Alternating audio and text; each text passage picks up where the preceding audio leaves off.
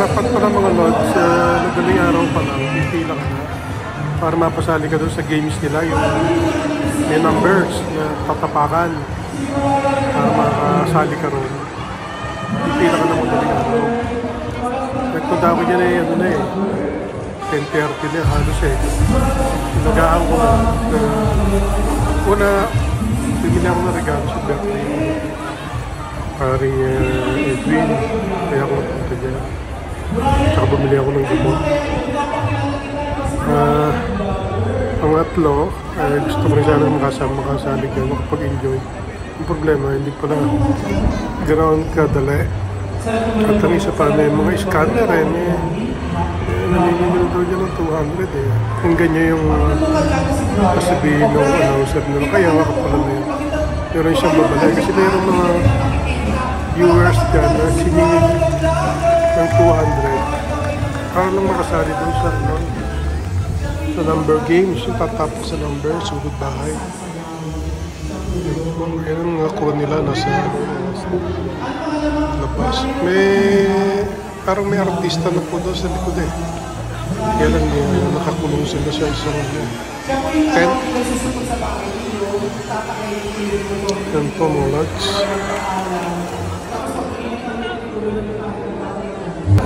Sa mga security natin, pag sinabi ko umalis, hindi po sabihin mo, wala na po kayo sa tamang numero na tinuntunan.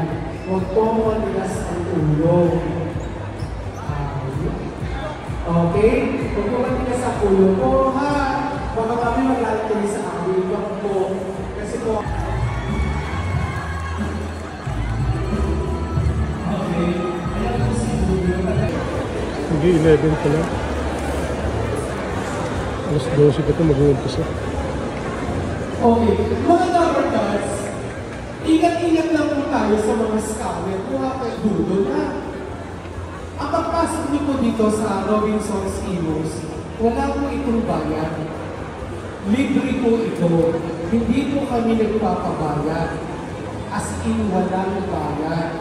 Yung isa po kasi dito, nagkwento dito sa staff po natin, nagbayad mo siya na 200. Huwag po kayo maniniwala sa kanila kung babalikan po kayo bukas o yung mga bagong kagating, sabihin ko kaagad, warning ka agad na ito po ay libre at wala po itong bayad. May scam pa. Hindi kami humihingi ng bayad. Kahit pumunta kayo sa studio, kung magiging audience po natin may studio, libre din po yun, wala po iyong bayad. Naunawaan po ha. Baka mamaya, nag-reply sa inyo yung staff, yung admin namin, na yung grupo nyo po ay manunood po sa studio bilang studio audience. Tapos pagdating nyo po sa gate, may magsasalita doon na may bayad kasi ganito, ganyan, bla bla bla. Wala pong bayad. Libre po ang manood sa studio. Libre po ang pumunta dito sa Sugun Mall. So, dito po sa Robinson's Heroes, wala po itong bayad. Wala kaming ibibigay sa inyong numbers o numero na sasabihin para yan sa mga inalatan na numbers. Wala pong gano'n. Okay? Kung sino man yung mauna tumungtong sa numbers, kayo po yung possible na magiging contestant po o possible na magiging winner po natin pag tumunod na si Bossing na mga winners sa numero. Naiintindihan po? Naunawaan po? Ulitin ko po, libre po ang pagpasok dito, wala pong bayad. Okay po? Maraming salamat po.